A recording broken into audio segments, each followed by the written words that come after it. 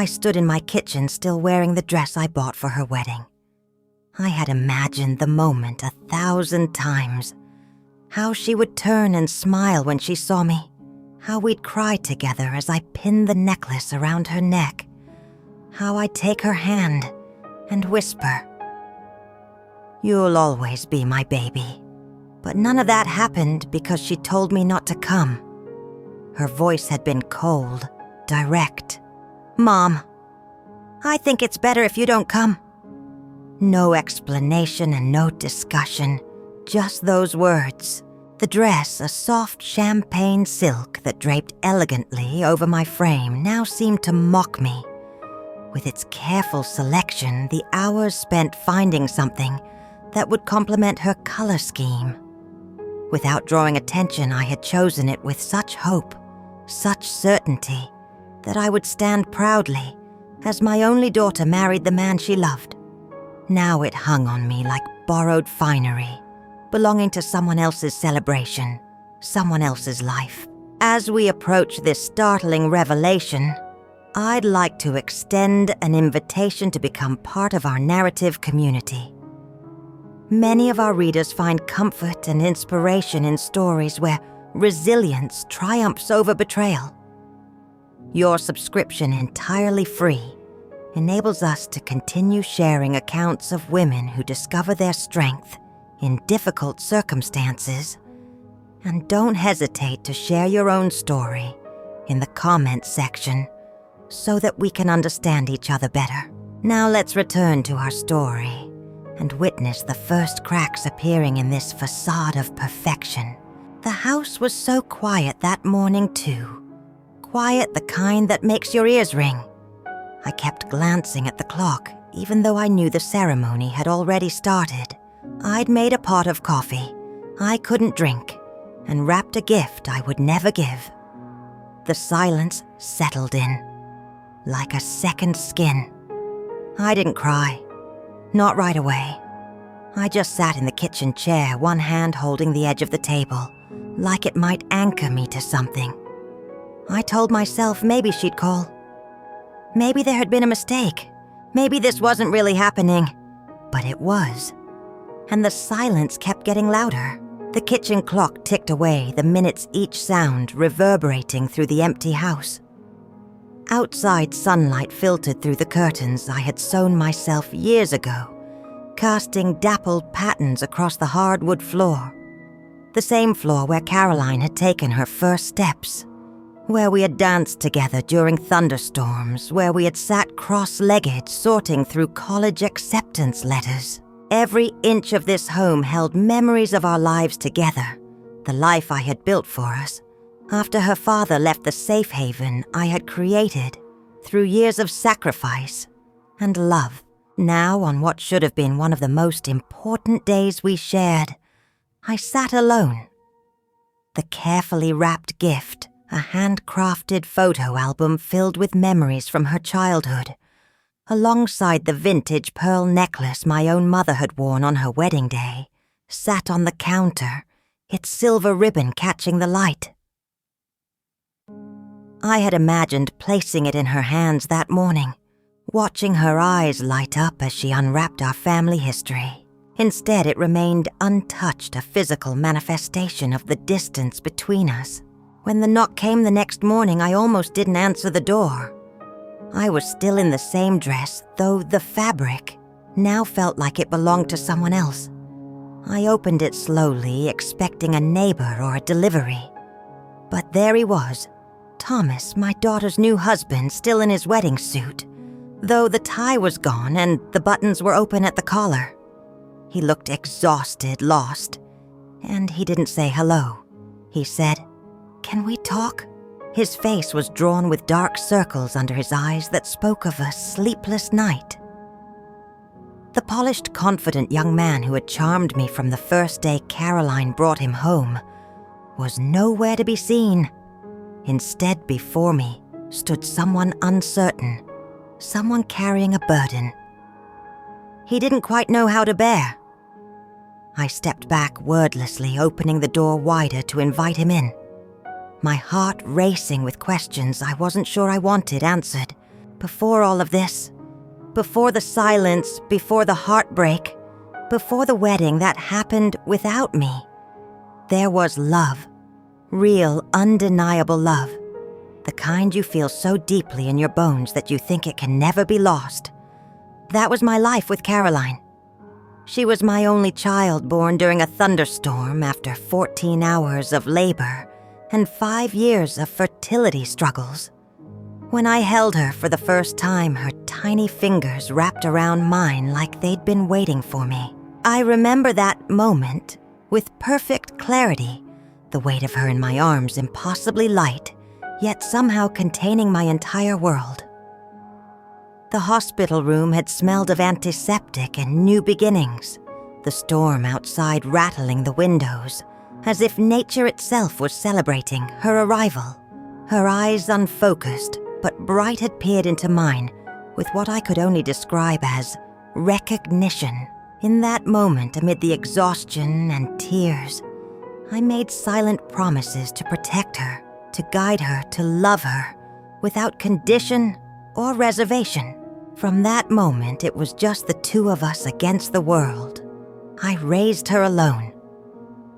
Her father left before she could speak her first word. I never spoke badly about him. Not once I wanted her to believe in love, to believe in loyalty. I worked 2 jobs for most of her childhood, teaching 2nd grade during the day and tutoring in the evenings just to keep us afloat. Every science fair project, every piano recital, every birthday cake shaped like a castle or a cartoon princess. I was there. Even when money was tight, she never knew it. Her world was soft and safe, and I made sure of that. Our small 2-bedroom house became our sanctuary. I painted her room myself a soft lavender that caught the morning light, creating a space that could grow with her from toddlerhood through adolescence. The neighborhood wasn't fancy, modest homes with postage stamp yards and faded fences, but it was filled with kind neighbors who watched out for each other, and a park within walking distance, where Caroline spent countless hours on the swings, her laughter carrying on the breeze as I pushed her, "Higher, Mommy, higher." Those early years were a delicate balance of struggle and joy. I learned to stretch $1 until it begged for mercy, mending clothes instead of replacing them, cooking meals from scratch that could last for days, finding creative ways to celebrate birthdays and holidays without revealing the precarious nature of our finances. The refrigerator door became a gallery for Caroline's artwork, a colorful testament to her growing imagination and my unwavering pride in everything she created. We were close. The kind of close where we had Friday night rituals, matching pajamas, popcorn, and a new movie every week. The kind of close where she would crawl into my bed at midnight, during thunderstorms, even at 15, and whisper, "Just until it passes." She was always bright, kind, quick to laugh. She had her father's eyes, but not his silence. She told me everything. At least she used to. Those Friday nights evolved as she grew, but never disappeared. When she hit the age when most children push their parents away, seeking independence through rebellion, Caroline drew closer instead. While her friends experimented with lies and secrets, she shared her world with me, openly crushes and disappointments, triumphs and failures. When she was 16 and received her first heartbreak from a boy named Michael, who chose another girl for the spring dance, she sobbed in my arms for hours. I held her, stroked her hair, and told her that one day she would find someone worthy of her beautiful heart. "How do you know, Mom?" she asked, her voice small and muffled against my shoulder. "Because I know you," I replied simply. "And someone who truly sees you could never walk away." I remember the day she brought Thomas home for the first time. She was 24, glowing confident. He was polite, soft-spoken, and kind in a quiet sort of way. I liked him immediately, not just because he treated her well, but because he listened when she spoke. His eyes followed her like he was trying to memorize her. And maybe that's why I didn't question anything. I trusted her choices. I trusted us. It was an ordinary Tuesday evening. I had just finished grading papers when Caroline called, her voice bubbling with excitement. "Mom, I'm bringing someone to dinner tomorrow. Someone special." The word special hung in the air, weighted with meaning. Caroline had dated before, of course, a few college boyfriends. None serious enough to warrant formal introductions or special preparations. This was different. I could hear it in her voice. I spent the next day preparing, wanting everything to be perfect. I made her favorite meal, roasted chicken with rosemary potatoes, and the homemade bread she'd loved since childhood. I set the table with the good dishes, the ones that had belonged to my mother, adding fresh flowers from the garden. As a centerpiece, I wanted to create a moment that felt both special and comfortable. A welcoming space for this person who had claimed such importance in my daughter's life. They arrived together, her hand tucked into the crook of his arm, her cheeks flushed with happiness. Thomas stood tall beside her, his dark hair neatly trimmed, wearing a blue button-down shirt that matched his eyes.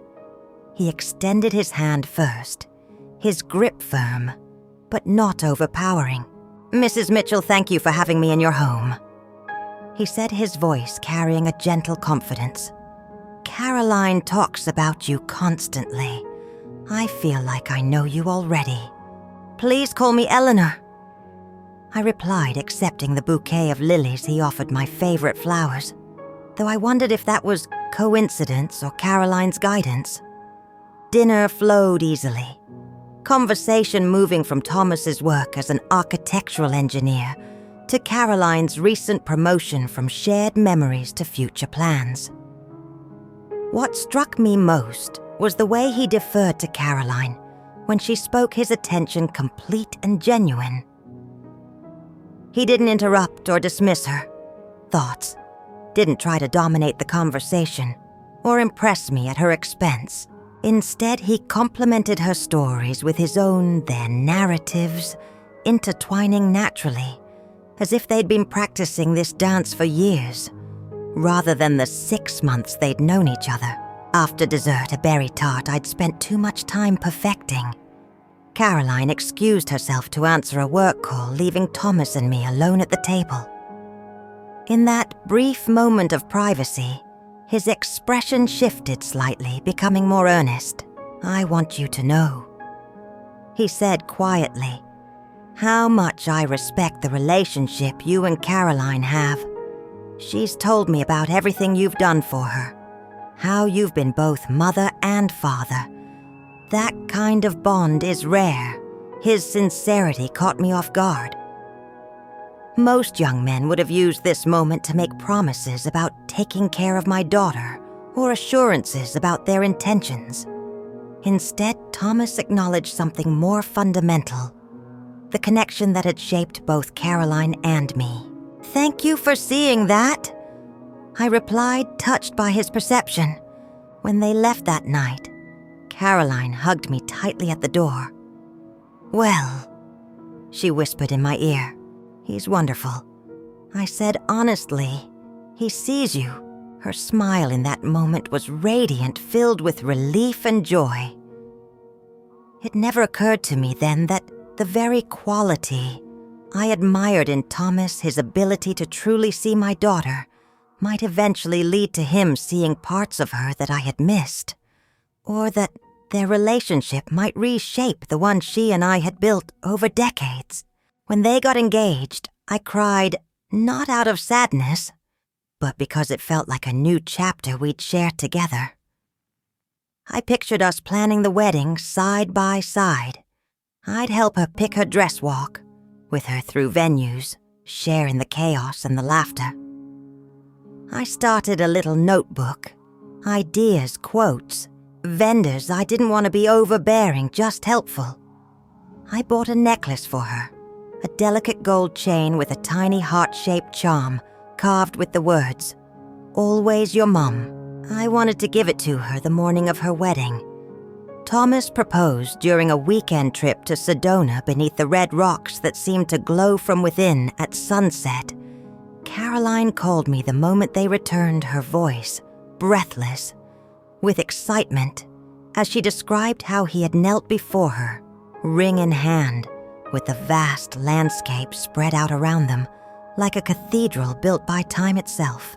"It was perfect, Mom," she said, and I could hear the tears in her voice. "He said he wanted to propose somewhere as enduring as he hopes our love will be." My own tears flowed freely as she spoke. I thought of the little girl who had once declared she would never marry because boys are yucky. The teenager who had sworn she would elope to avoid wedding planning stress. The young woman who now seemed ready to embrace this traditional milestone with all her heart. "I'm so happy for you, sweetheart," I told her, my voice thick with emotion. "Thomas is a lucky man. We're thinking spring," she continued excitedly. "Maybe April or May, nothing too big but special. And Mom, I can't wait for us to plan it together." Those words, "plan it together," echoed in my mind for days, afterward filling me with anticipation. I had imagined this moment since Caroline was small. The shared excitement of choosing flowers and sampling cakes. The quiet conversations about marriage and partnership. The passing down of wisdom and heirlooms. In my mind, a daughter's wedding wasn't just about her new beginning, but also about honoring the journey that had brought her to this threshold. We even looked at flower arrangements once she had come over with a wedding magazine plopped down at the kitchen table with 2 cups of tea, and we spent an hour flipping through pages and circling favorites. That moment, just her and me giggling about centerpieces and color palettes, felt like the old days. I held onto it, not knowing it would be the last time she asked for my input. That afternoon remains crystallized in my memory. The scatter of magazines across the oak table. I'd refinished myself when Caroline was in middle school. The steam rising from our matching mugs, the way sunlight streamed through the window and caught in her hair as she leaned forward to point out a particularly elaborate bouquet. "Too much, right?" She laughed, wrinkling her nose at the cascading orchids and ribbons. "I want something simpler. More us. Something with meaning," I suggested, thinking of the wild flowers her grandmother had carried at her own wedding. "Flowers that tell your story." Caroline's eyes lit up. "Yes, exactly. Like maybe lavender for my childhood bedroom, and those little white daisies that used to grow in the backyard, where I had my reading nook. For hours, we built a vision together, not just of flowers, but of the entire celebration, intimate yet joyful, traditional yet uniquely theirs." I took notes in my little blue notebook, careful not to overstep, but eager to capture every idea she shared. When she left that evening, she hugged me tightly. "This is going to be amazing," she said. "I'm so glad we're doing this together." In the months that followed, something changed. At first, I thought it was just wedding stress. She stopped calling as often, skipped our weekly coffee dates, replied to my texts with short, clipped messages I didn't push. I thought she'd come back around. Looking back now, I realize I ignored the shift. I didn't want to believe it was real.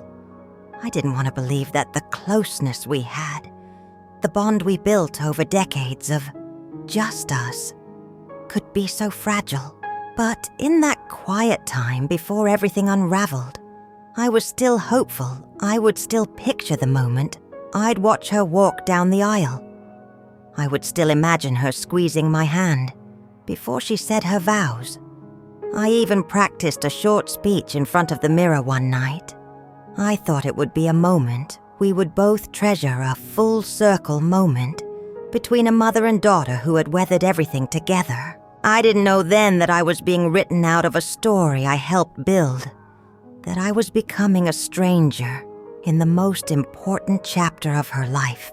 The first cancellation came via text. A brief message explaining that she had to reschedule our cake tasting appointment because something came up. I didn't question it.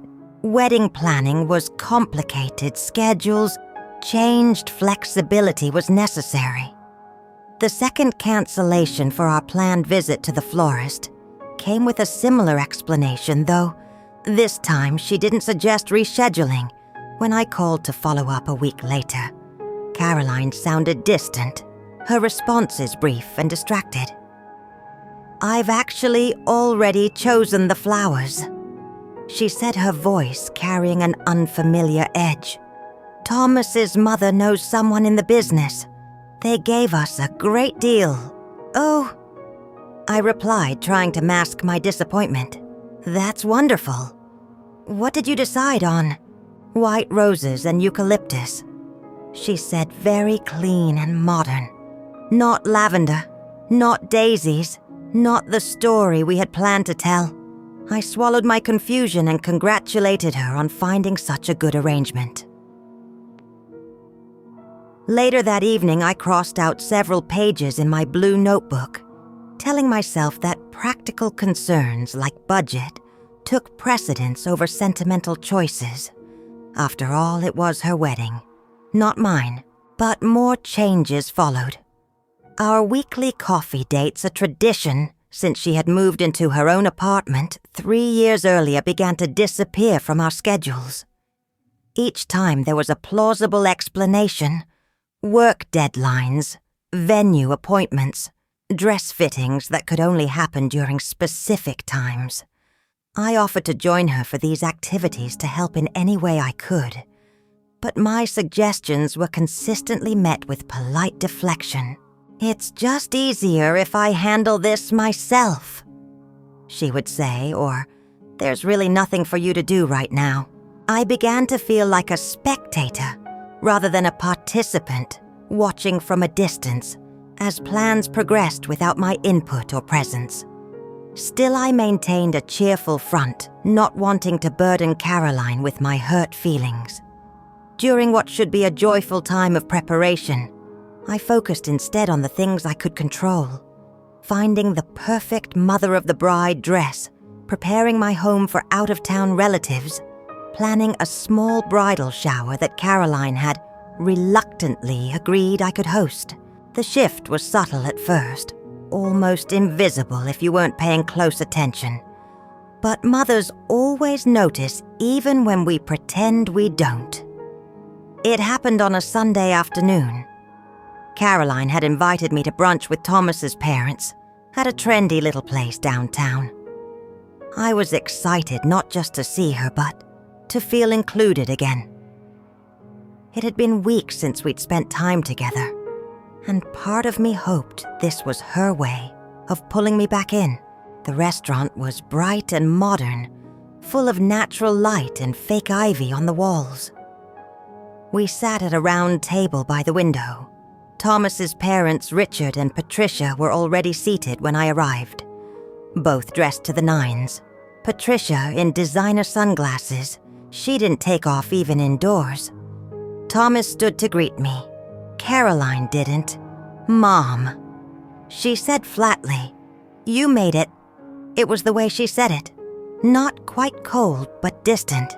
Like I was an obligation rather than someone she'd been looking forward to seeing. Patricia Blackwell was exactly as I had imagined from Caroline's brief descriptions.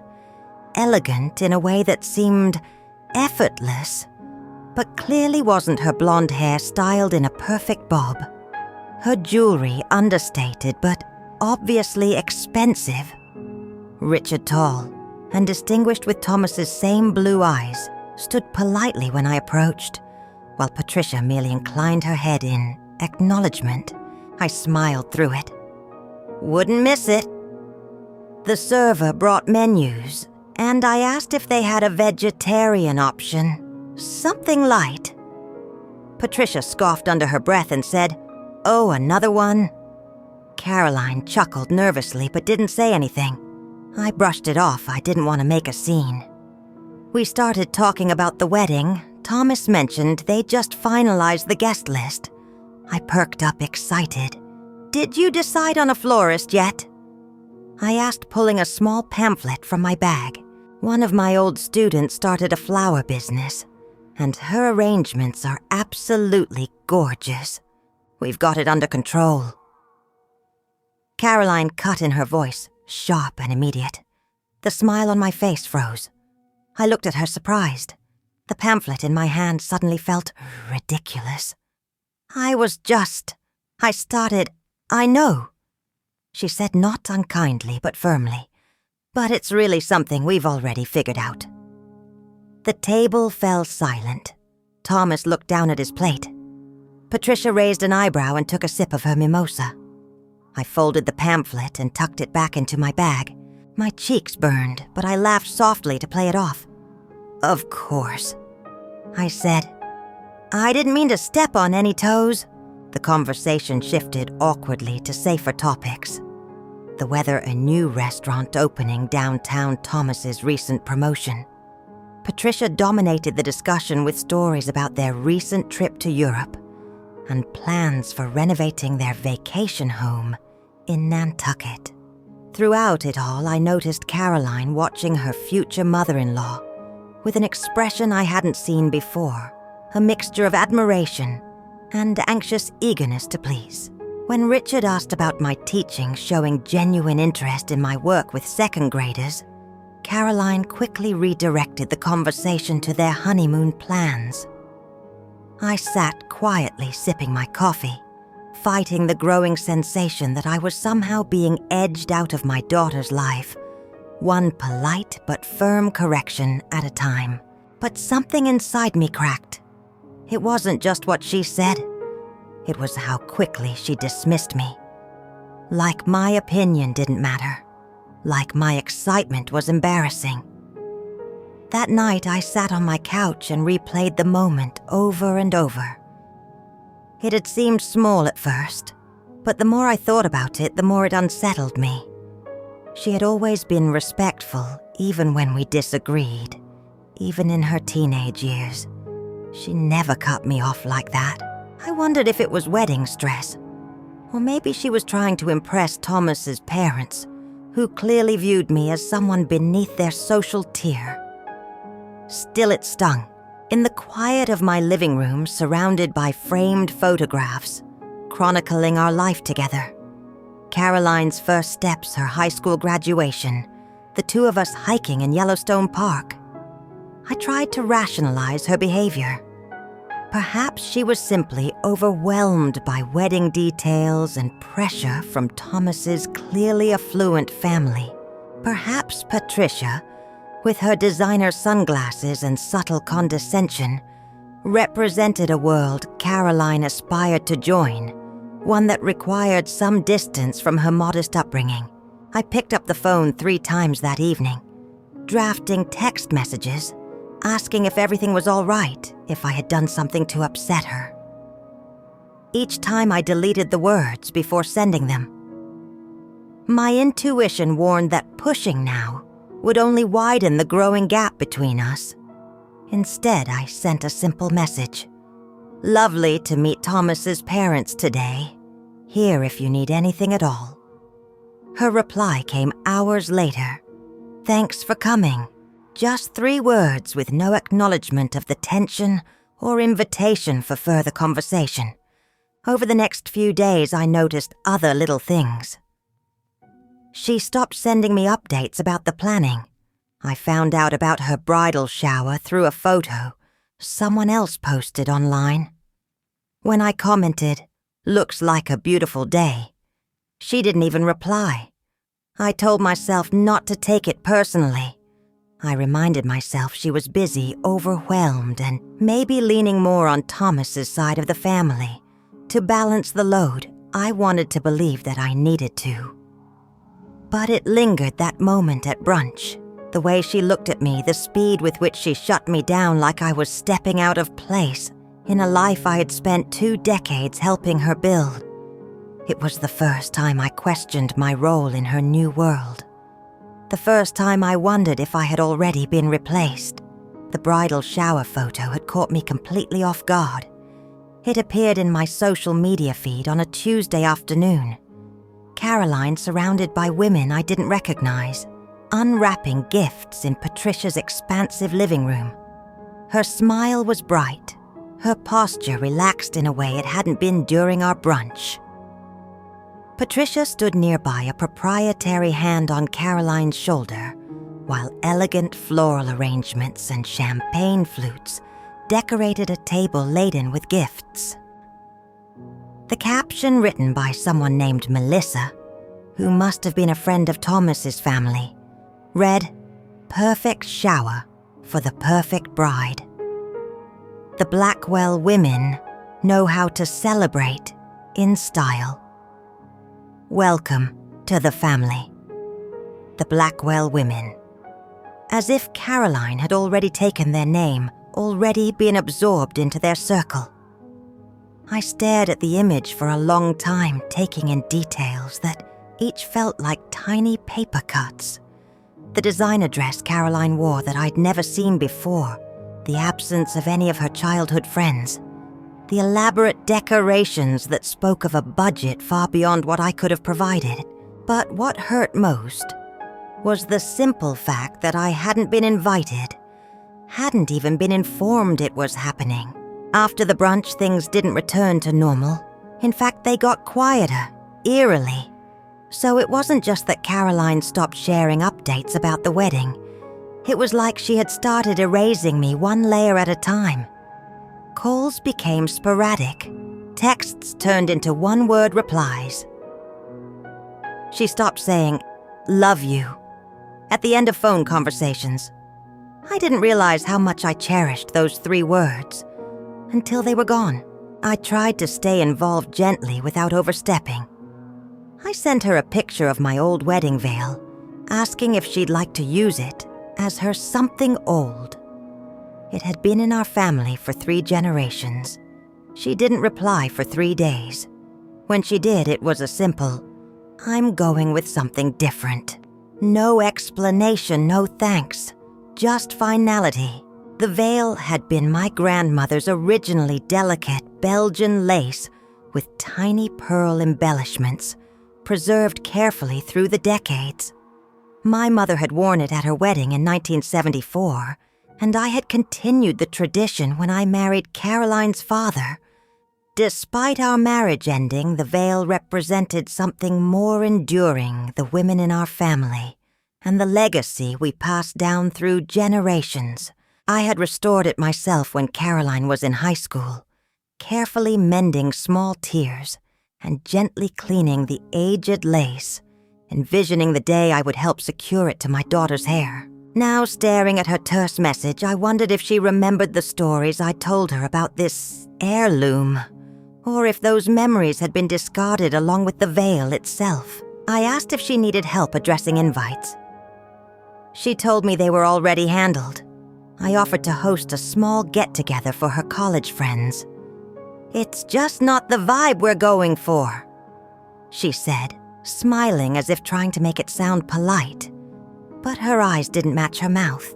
One afternoon, I stopped by her apartment with a basket of baked goods and a small box of childhood mementos I thought she might want to use for the wedding. Photos, a pressed flower from a camping trip, her kindergarten drawing of us holding hands. Thomas answered the door. He looked uncomfortable. "She's not really feeling up to visitors right now." He said I offered to just leave the basket, and he nodded. That was it. The box was returned to me a week later, untouched. I stood in my driveway holding the cardboard box Thomas had dropped off without coming inside. The tape I had used to seal it remained unbroken, suggesting no one had even looked at its contents. I carried it inside and set it on my kitchen table, removing the lid slowly. Everything remained exactly as I had packed it. The small album of childhood photographs, the pressed wildflowers from our camping trip to Yosemite when she was 8, the Mother's Day cards with her wobbly childhood handwriting, the tiny clay handprint she had made in kindergarten. I lifted out the framed drawing, 2 stick figures with exaggerated smiles, holding hands beneath a rainbow. Me and Mommy was written across the bottom, in red crayon, the E. Backwards, Caroline had been so proud of this artwork, insisting we hang it on the refrigerator for months before it was finally moved to a keepsake box. Now it had been returned without comment, as if these memories were irrelevant to her current life artifacts, from a history she no longer claimed. The silence didn't come all at once. It crept in slowly, until I realized we hadn't had a real conversation in over a month. No more updates. No more, "Mom, what do you think?" No questions. No warmth. She stopped needing me. Or maybe she stopped wanting me. I kept trying to find excuses for her. Maybe it was Thomas's influence. Maybe she felt pressure to grow up and separate. Maybe Patricia was feeding her ideas about how things should look. But deep down, I started to worry. Something else was happening. Something I didn't understand and couldn't reach. I began questioning myself. Had I been too involved, too emotional, too traditional? I played back every interaction over the past year, searching for the moment I might have pushed too hard or asked too much. I began doubting my instincts, my memory, my worth. One night I found myself pulling out photo albums from Caroline's childhood, tracing our journey from her infancy through adolescence, searching for clues. Had I been controlling without realizing it? Had I somehow stifled her independence? The photographs told a different story. A child smiling widely beside her mother at the beach. A teenager proudly holding academic awards while I beamed beside her. Countless images of shared joy and mutual respect. I cried more than I care to admit. Mostly in bed, mostly at night. Always with the door closed. I didn't want friends to know. I didn't want anyone to say, "That's how daughters are," because it had never been this way. Not with us, I started feeling like a ghost in her life. Someone who had been vital once, but who had quietly faded without anyone noticing. The worst part wasn't the exclusion. It was the rewriting I heard from a mutual friend that Caroline had told her bridal party. "My mom just isn't part of this season of my life." That sentence shattered me, as if I had chosen to step back, as if I had voluntarily become irrelevant. I went from being the center of her world to a footnote. Jane, who had been my neighbor when Caroline was growing up, and whose daughter remained close with her. They called me one afternoon. She spoke hesitantly, clearly uncomfortable with what she felt compelled to share. "Eleanor, I thought you should know." She began, her voice gentle with concern. "Maddie was at the bridesmaids' luncheon last weekend, and well, there was some talk." My heart tightened in my chest as Jane continued explaining how Caroline had responded when someone asked about my involvement in the wedding. "My mom just isn't part of this season of my life," had been her exact words, delivered with a casual shrug, as if discussing a change in weather rather than the erasure of her primary relationship. "She said it was easier this way," Jane continued reluctantly, "that you had expectations that were hard to manage alongside everything else." I thanked Jane for her honesty. My voice steadied despite the earthquake happening inside me. After hanging up, I sat motionless at my kitchen table, those words echoing in my mind. "My mom just isn't part of this season of my life." As if motherhood were a temporary role that could be set aside when inconvenient.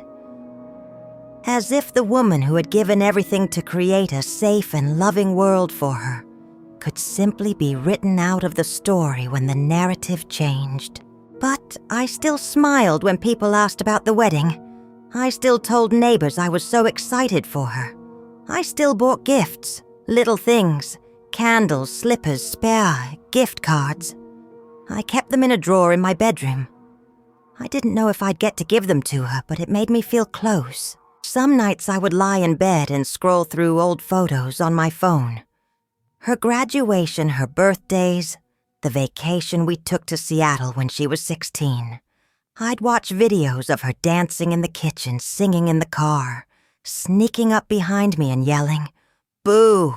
just to make me laugh. In those moments, I felt like I was mourning someone who was still alive. I hadn't lost my daughter to tragedy or illness. I was losing her to distance, cold, intentional distance. And it was a kind of grief I never expected to feel. I remembered with particular clarity our trip to Seattle, a celebration for her 16th birthday. We had saved for months, choosing a small bed and breakfast in the historic district rather than a chain hotel, planning our days around art museums and local markets rather than tourist attractions. One evening, standing at the edge of Puget Sound as the sun set over the Olympics, Caroline had slipped her hand into mine, a gesture she had largely outgrown by then. "Thanks for this trip, Mom," she said, her face illuminated by the golden light. "Not just for bringing me here, but for everything I know. It hasn't been easy, just the two of us." I had squeezed her hand, unexpected tears pricking at my eyes. "It's been the greatest privilege of my life," I told her honestly. She had looked at me then with such openness, such genuine connection. "When I have kids someday," she said, "I want to be exactly the kind of mom you've been to me." That memory now felt like a mirage, something I might have imagined rather than lived. The daughter who had once valued our bond above all else had become someone who could dismiss it so easily, someone who could rewrite our shared history as if it were a minor subplot in her larger story. It was a Thursday evening when the humiliation arrived, quiet, sharp, and delivered in the most intimate way possible. Not with screaming, not with confrontation, but with laughter. It started with a ding on my phone. I was cooking dinner, lentil soup, something warm to fill the space that had started growing inside my chest. I glanced at the screen and saw I'd been added to a group chat titled Caroline's Bridal Babes. My heart actually fluttered. I thought maybe this was her way of looping me back in. Maybe she missed me too. The notification lit up my kitchen with a momentary hope that pierced through weeks of silence. I quickly wiped my hands on a dish towel and picked up the phone, eager to reconnect with my daughter through this small digital window. Perhaps this was her olive branch, her way of bringing me back into the fold of wedding preparations. I opened the message with a hesitant smile. I opened the chat. At first, it was just pictures. Bridesmaids trying on dresses, someone posting a mood board of color schemes, just a screenshot of Thomas and Caroline dancing in their living room, smiling wide. Then came the messages. Dozens of them from girls I barely knew. Bridesmaids, cousins, old roommates. Some of them had met me once, maybe twice. But they were talking about me like I was a category, a problem. Caroline said her mom is going to lose it if she's not front and center during the vows. Classic overbearing mother energy. Just let the girl have her day. I swear if she wears white, I'll scream. Someone please make sure she doesn't do anything weird. Is she even still coming? Caroline doesn't even talk about her anymore. My throat closed. I scrolled back up, my hands trembling. It was like peeling back a curtain and finding a party you weren't invited to, but where you were still the main topic of conversation. The messages came in quick succession, casual and cruel in their dismissiveness. Just keep Eleanor away from the microphone at the reception. Caroline says she'll try to make everything about herself. OMG, remember when she showed up at the engagement party with that ridiculous scrapbook? So cringe. Patricia says she's already had to shut down like 5 suggestions about family traditions. As if the Blackwells don't have their own traditions that actually matter. I stood frozen in my kitchen, the soup beginning to boil over on the stove. As I scrolled through message after message, these women, some of whom had eaten at my table, received birthday gifts from me, been comforted in my home. When they were teenagers, spoke about me as if I were a caricature, a stereotype of maternal interference, rather than a person with feelings and a history with my daughter. They didn't know I was there. Someone must have added me by accident, and there in between the jokes and emojis was my daughter's reply. She means well, but she's just too much sometimes. Everything turns into a guilt trip with her. I honestly don't have the energy. I stopped breathing for a second. I read the message again. Then again. I stared at it like maybe the words would change, but they didn't. They were hers, and they were honest. I wasn't angry. I was hollow. This wasn't just a private message. This was a room full of people laughing at me behind closed doors. People who had never sat with me through nights of fevers, school projects, breakups. People who didn't know how hard I had worked to make her childhood feel whole. And my daughter, the girl I once rocked to sleep while humming lullabies, had given them permission. The soup hissed and bubbled over the pot's edge, spreading across the stovetop in a steaming puddle. But I couldn't move. Caroline's words. She means well, but she's just too much sometimes. Everything turns into a guilt trip with her. I honestly don't have the energy. Seemed to float before me. Disconnected from the phone in my hand, expanding to fill the kitchen. This wasn't a misunderstanding or a moment of stress-induced irritation. This was how my daughter truly saw me now, a burden, an energy drained someone to be managed and avoided rather than loved and included.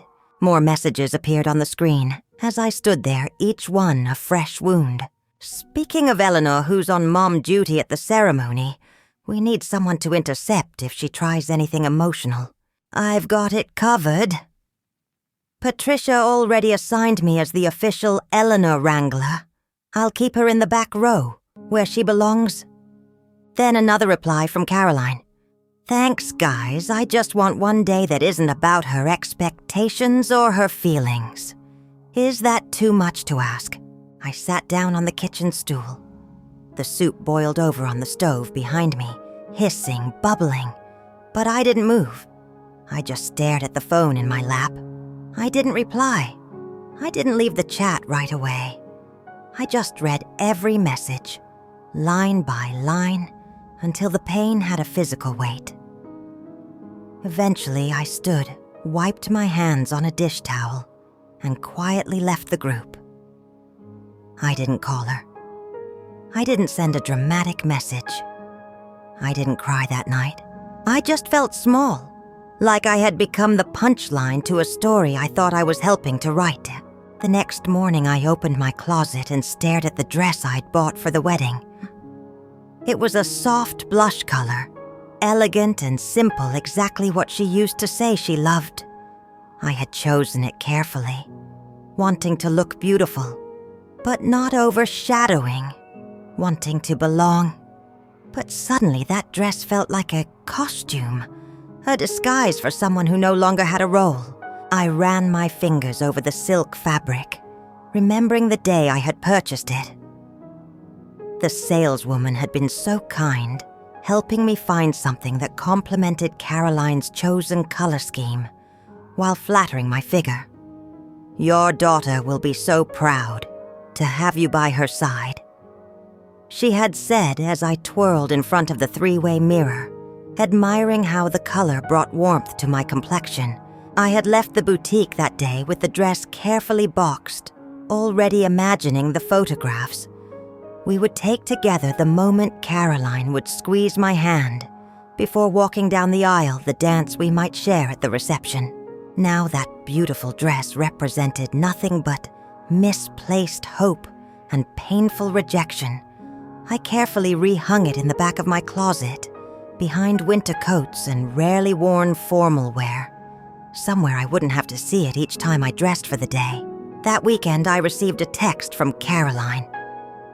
No apology, no mention of the group chat, just, "Hey, just confirming you don't need to be added to the seating chart, right?" That was it.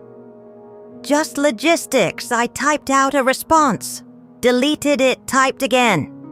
Deleted it again. I didn't trust myself to say anything that wouldn't sound bitter or broken. In the end, I just replied, "Yes, I won't be attending. I wish you a beautiful day." The words appeared on my screen, stark and final. I had just declined attendance at my only child's wedding, an event I had imagined since the day she was born. My finger hovered over the send button for a long moment as grief washed through me in waves. This was the line I never thought I would cross. The invitation I had assumed would always be non-negotiable. With a final moment of hesitation, I pressed "Send watching" as those fateful words were delivered with a quiet whoosh. Caroline's response came quickly. "Thanks for understanding." Just 3 words with no hint of surprise, disappointment, or concern. It was as if she had expected this outcome all along, perhaps even hoped for it. I set my phone down on the kitchen counter and walked away, unable to bear looking at it a moment longer. That night, I cried into my pillow like a child. Not because of the cruelty, but because I had finally accepted the truth. She didn't want me there. I didn't pack a suitcase, I didn't slam a door. There was no dramatic exit, just stillness. After the group chat, after her text confirming my absence, I realized there was nothing left to fight for. I hadn't been invited to her wedding in any real sense. Not emotionally, not respectfully, and now, not even physically. So I let go. Letting go wasn't immediate. It was a series of quiet decisions that felt like defeats. At first, I deleted the folder on my computer labeled "Wedding Ideas." I folded the dress I had bought and placed it back in the garment bag, then slid it under my bed. I took the necklace I'd planned to give her, the one I had made from my mother's wedding ring, and locked it back in the box, the velvet cradling it like something sacred and unwanted. Each item I put away represented a hope abandoned, a shared moment that would never come to pass. The blue notebook filled with ideas and vendor contacts, the speech I had started drafting to toast the couple, the photo album I had assembled chronicling Caroline's journey from infant to bride.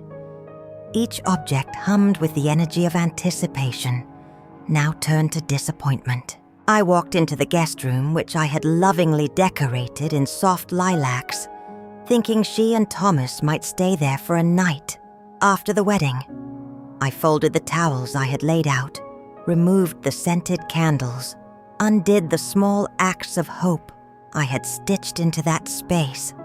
I didn't tell anyone, not my friends, not the neighbors who had been asking if I was excited, not even my sister who had called weeks ago saying, "She'll come around. Daughters always come back to their mothers." I didn't need anyone's comfort. I needed space to grieve, to understand, and maybe to begin accepting that the person I raised with so much love had turned into someone I didn't quite recognize. The guest room had been my most recent project, a space I had reimagined specifically for Caroline and Thomas. I had repainted the walls in the soft lavender shade she had always loved. hung gauzy curtains that caught the morning light, placed fresh flowers on the bedside table, and arranged framed photographs of happy moments from her childhood beside newer images of her and Thomas together. I had imagined them staying here after the wedding, perhaps during holidays or weekend visits this room, becoming a bridge between her old life and new one. Now I methodically dismantled these preparations, removing the photographs first, then the special touches I had added with such care. I didn't cry as I worked. The tears had been spent the night before. Instead, I moved with a numb efficiency, transforming the room back into a generic guest space, suitable for anyone but no longer designed specifically for my daughter and her new husband. The day of the wedding came. I woke up at 6. I hadn't set an alarm. My body just knew. The house was too quiet, even for a Saturday. Outside, the sunlight felt too golden, too soft for the ache in my chest. I made a pot of coffee and didn't drink it. I stood in the kitchen wearing that same blush-colored dress, not because I planned to go, but because I needed to see what she chose to reject. I stood there for hours, not moving much, just listening to what I don't know. Maybe to the sound of nothing. I imagined her walking down the aisle. I imagined people smiling, music playing, cameras flashing. I wondered if Thomas looked happy. I wondered if she thought of me at all. And then I wondered if it mattered anymore. By noon, I changed into pajamas. The dress went back under the bed. I threw a blanket over it like that would muffle its memory. I sat on the couch and stared out the window. There was no movie-worthy moment, no unexpected text, no knock at the door, just a slow, steady heartbreak. And through all of that, I said nothing. The day crawled by excruciating minute. At the exact time the ceremony was scheduled to begin, 2:00 p.m. at the Blackwell estate. According to the invitation I had received months earlier, I found myself standing in my kitchen staring at the clock on the wall.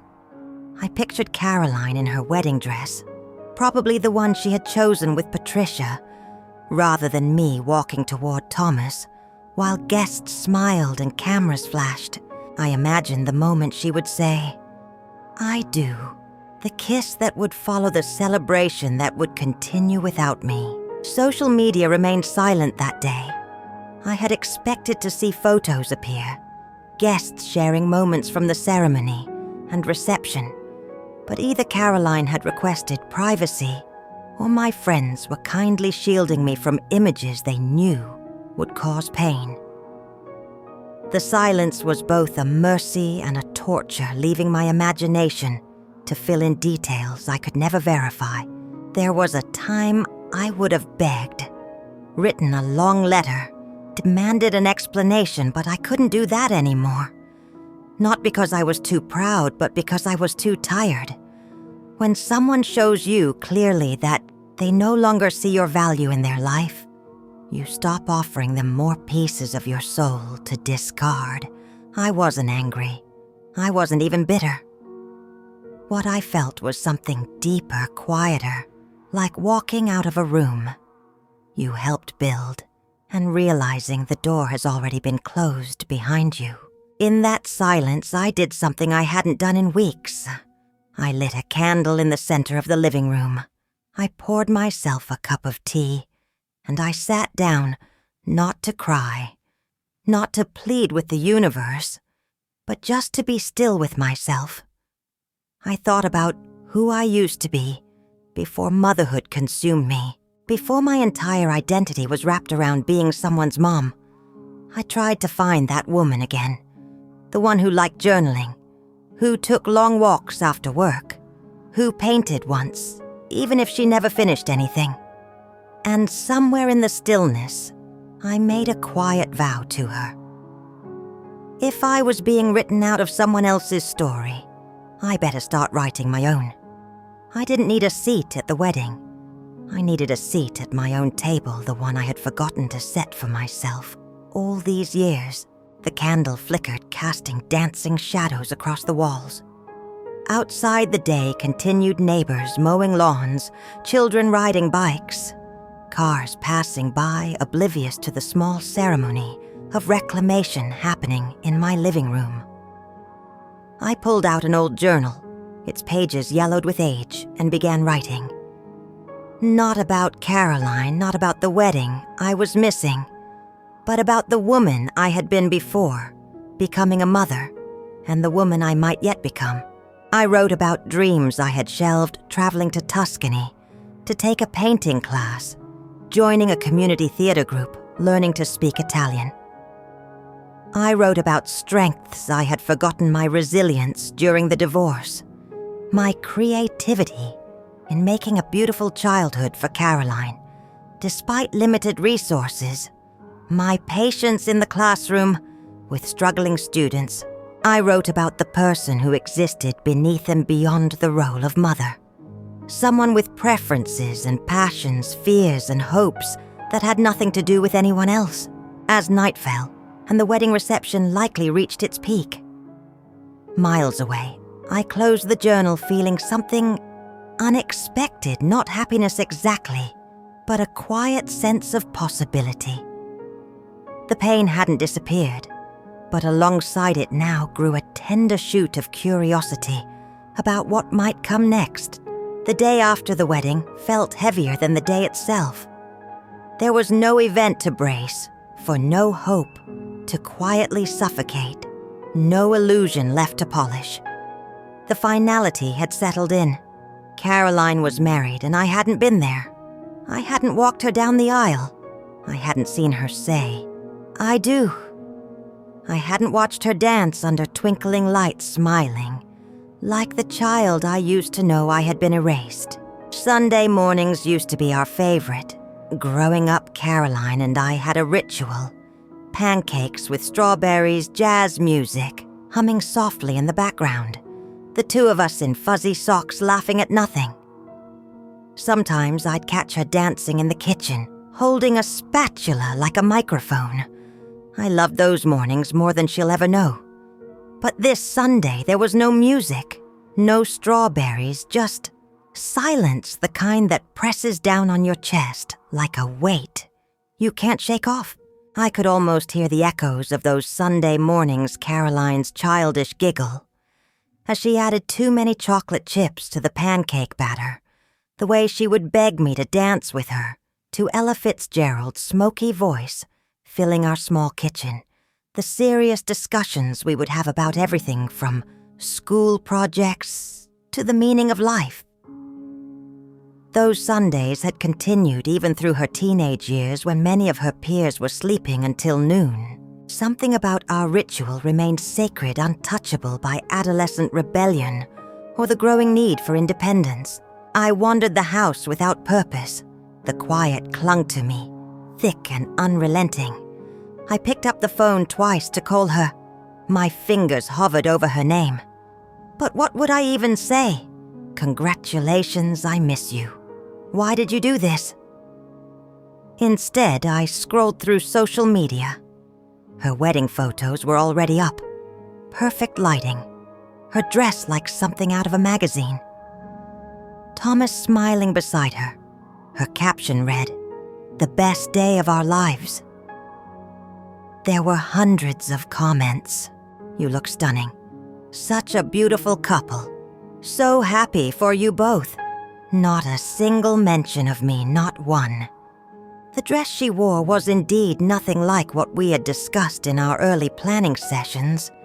Instead of the vintage-inspired lace gown with cap sleeves she had once described to me, she wore something sleek and modern, architectural in its simplicity, with clean lines and minimal embellishment. It was beautiful, undeniably so, but it belonged to a version of Caroline I didn't recognize. Her hair, which she had always worn long and loose, was pulled back in a severe chignon, emphasizing cheekbones that seemed sharper than I remembered. But what truly broke me was the image of her and Patricia Thomas's mother hugging tightly, both beaming cheeks pressed together like they had known and loved each other for decades. The caption under that photo read, "My second mom. Thank you for making everything so magical." I stared at the screen until my eyes burned. My second mom. As if I had been the temporary one. As if everything I'd done, the scraped knees, I bandaged the birthdays, I stretched every penny to make special. The nights I stayed awake beside her feverish little body, whispering, "You're okay? I'm right here." None of it mattered now. The photo showed them in what appeared to be a bridal suite before the ceremony. Patricia adjusting Caroline's veil. Not a family heirloom, but something new and elaborate, both women captured in an intimate moment of shared joy. Patricia looked every inch the society mother, elegant in pale blue designer wear. Her makeup, flawless. Her expression a mixture of pride and satisfaction. Caroline looked at her with naked admiration, the kind of look she used to reserve for me when she was young. I walked to the kitchen and opened the fridge, searching for something to fill the void. There it was, the 3-tiered cake I had made the day before. My own version of celebrating from afar. Chocolate with raspberry filling her favorite. I had planned to slice it, light a candle, and make a toast in her honor. Just me and my memories. But I hadn't touched it. Now I couldn't bear to look at it. I pulled it out, tore off the lid and carried it to the trash. I didn't slice it. I didn't even try to save a bite. I dropped the whole thing in. The decoration, the care, the love behind it. All of it buried in plastic and shame. The cake looked almost absurd in the trash can. Its carefully piped flowers and delicate chocolate curls, now pressed against discarded coffee grounds and crumpled paper towels. I had spent hours on it the day before, following the recipe Caroline had always requested for special occasions. Each tier had been lovingly assembled, each decorative element placed with precision, as if the act of creation could somehow bridge the distance between us. Now it represented nothing but wasted effort and misplaced hope. Then I sat on the kitchen floor back, against the cabinets, legs pulled in, and let myself sob not.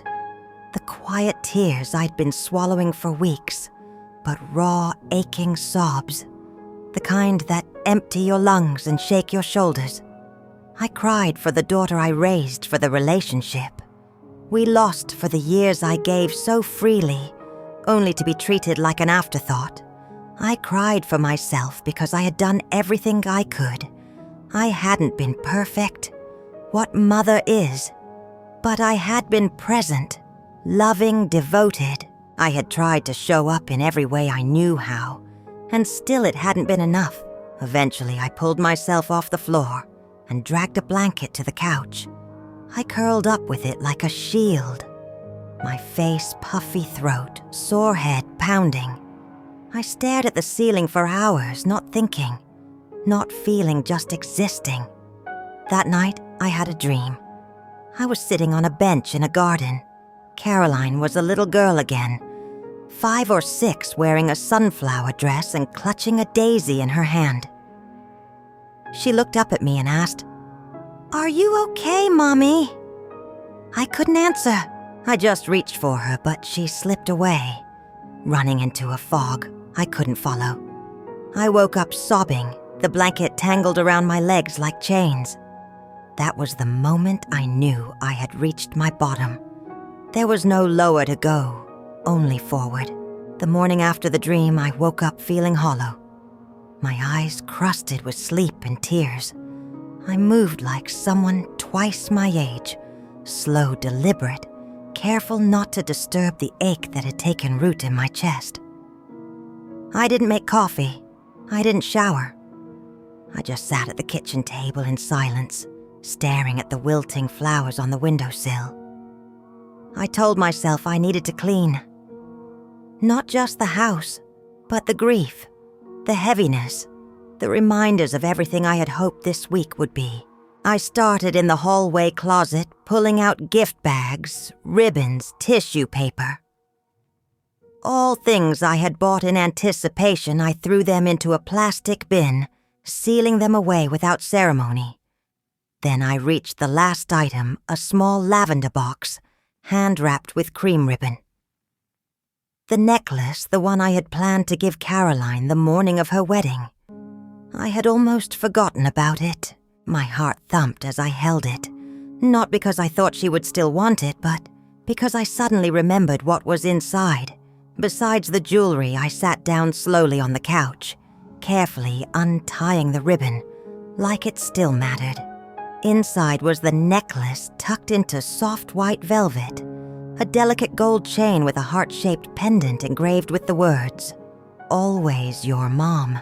The pendant caught the morning light, sending small golden reflections dancing across my living room walls.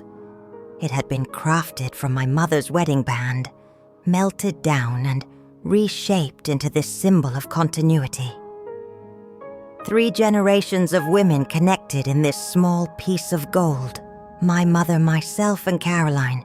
I had commissioned it months ago, working with a local jeweler who specialized in heirloom transformations, wanting to create something that honored our past while celebrating Caroline's future. But it wasn't just the necklace I had placed in there. Beneath the padding folded into 4 tight squares was a letter, one I had written weeks earlier. A letter I had forgotten about in all the noise of rejection and hurt. I pulled it out and unfolded it slowly, the paper crinkling between my fingers. It was written in my best handwriting, the kind I used when I wanted every word to be perfect.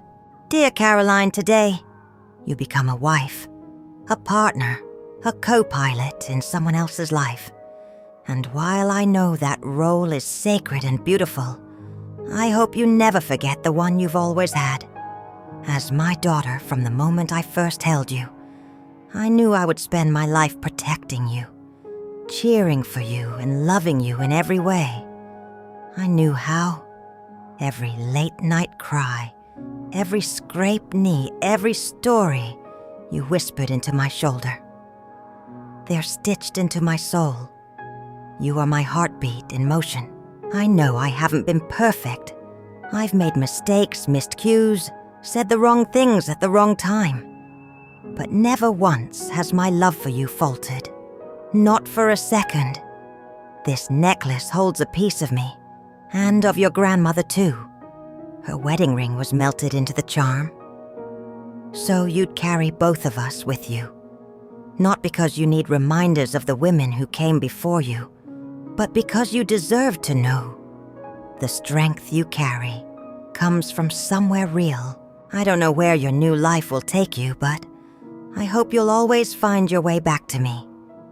Not because you have to, but because you want to. Because love, the real kind, has space for roots and wings. With all my heart, Mom. My hand trembled as I read the words aloud, tears slipping silently down my cheeks. I had written them in a moment of hope, of warmth, when I believed there would still be space for me in her next chapter. But now reading them felt like a message from a version of myself that didn't know what was coming. Yet somehow, it didn't make me feel foolish. It made me feel grounded. That letter wasn't for Caroline anymore. It was for me. It reminded me of the mother I had been, the love I had given so freely, the legacy I had carried from my own mother, and tried to pass on. The pain hadn't erased that. Her silence hadn't undone it. I traced my fingers over the words I had written. With such care and hope, each sentence reflected a truth that remained unchanged despite everything that had happened. The depth of my love, the authenticity of my intentions, the history we shared that could be denied but never erased. In some ways, the letter now served as a testament to my own character rather than a gift for my daughter. It stood as evidence that regardless of how the story had unfolded, I had approached it with an open heart and genuine love. I placed the letter back in the box, but I kept the necklace out. I clasped it around my own neck, fingers fumbling through the tears. The charm sat right at my heart, light and warm against my skin. It didn't feel like surrender. It felt like reclamation. I wasn't just a mother who'd been pushed away. I was a woman who had loved deeply, sacrificed, boldly stood alone in her pain, and still chose to carry her head high. The letter reminded me that my story wasn't over. It had just turned a page. Something shifted after I read the letter. Not like a lightning bolt or a grand revelation. It was quieter than that, softer. Like the slow, steady feeling of a door creaking open after being locked for too long. For the first time in weeks, I didn't feel like I was drowning. I stood up, walked to the mirror in the hallway, and looked at myself. Really looked. My eyes were swollen, my skin pale. My posture slouched under weeks of emotional weight. But I saw something else too. A flicker, a pulse, a woman still standing. The reflection showed more than just physical fatigue. It revealed a person who had been defined by one primary role for so long that she had forgotten the multiplicity of her own identity. The woman in the mirror was not just Caroline's mother, but Eleanor, a teacher who had influenced hundreds of young minds, a friend, a sister, a reader, a gardener, a person with her own dreams and capabilities that existed independent of her maternal role. I hadn't realized how far I'd drifted from myself. Motherhood had been my identity for so long that I had lost track of the woman underneath. I had stopped doing things for me, stopped dreaming my own dreams. I'd placed my worth entirely in how needed I was. And now that I wasn't needed or wanted, I had no idea who I was without that role. But the letter reminded me I was more than a mother. I was Eleanor. I used to love writing short stories mostly. Nothing fancy, just scribbles in old journals. I remembered the thrill of building characters, crafting scenes, imagining lives that weren't my own. I used to sit on the porch in the evenings and write until the sky turned purple. That day, I pulled out one of my old journals from a box in the garage. The pages were yellowed, but the ink was still clear. I flipped through them, smiling at how passionate I'd been. How bold with words. My younger self had so much to say. Maybe she still did. The journals were filled with stories I had forgotten. Writing character sketches of people observed in coffee shops. Beginnings of novels, never finished reflections on books that had moved me deeply. One entry particularly caught my attention. A piece I had written shortly after Caroline started kindergarten. I had described the strange mixture of pride and loss I felt watching her march confidently into school, without looking back how I had returned home to a quiet house and felt simultaneously bereft and oddly liberated. Even then, I had been grappling with the complexity of motherhood, the way it both fulfills and consumes the constant tension between holding tight and letting go. I made a cup of tea, lit a candle, and sat at the kitchen table not to scroll through old photos, not to mourn what I had lost, but to write. The words came slowly at first, but they came. I wrote about a woman starting over after heartbreak. I wrote about strength blooming in quiet places. I wrote about dignity, the kind that doesn't scream or beg to be noticed. That afternoon turned into evening, and for the first time in a long while, I didn't feel empty. I felt present and alive. As darkness fell outside my window, I continued writing by lamplight, the pages filling with something that wasn't quite fiction, but wasn't entirely memoir, either a blending of my experiences and imagined possibilities, a bridge between who I had been and who I might become. It wasn't polished or perfect, but it was authentic, and in its authenticity lay a power I had forgotten. I possessed the ability to make meaning from pain, to transform experience into art, to author my own story, rather than merely react to the narratives created by others. The next day, I went for a walk through the neighborhood. It was something I used to do regularly but hadn't in months. The air was cool and crisp, the early signs of autumn peeking through the trees. I passed by houses with wind chimes, children playing on driveways, the scent of someone baking something sweet. Life was still happening. It hadn't paused just because I was grieving. My walking route took me past the elementary school where I taught now, quiet on a weekend morning. The playground equipment stood in colorful contrast against the brick building swings moving gently in the breeze, slides gleaming in the morning sunlight. How many recesses had I supervised there, watching children navigate the complex social world of childhood play? How many small triumphs had I witnessed the shy child finding courage to join a game? The struggling reader finally decoding a difficult word. The artistic student discovering their talent. My work had meaning beyond my role as Caroline's mother. It always had. At the corner cafe, I ran into an old co-worker from the school where I used to teach. Her name was Mara, and we'd always shared a laugh in the break room about our students' spelling disasters and lunchbox trades. She looked surprised to see me, but then her expression softened into warmth. "Eleanor, I've missed your face," she said, wrapping me in a quick hug. We chatted for a bit. She asked how I was doing, and I gave her the kind of honest, but not too honest answer we give when the truth is still too raw. She nodded with understanding. Before we parted, she said, "You know the district's looking for part-time reading tutors. You always had a gift with the kids who struggled. You should think about it." I smiled politely, but something inside me sparked. Not because I needed the money, but because I missed feeling useful.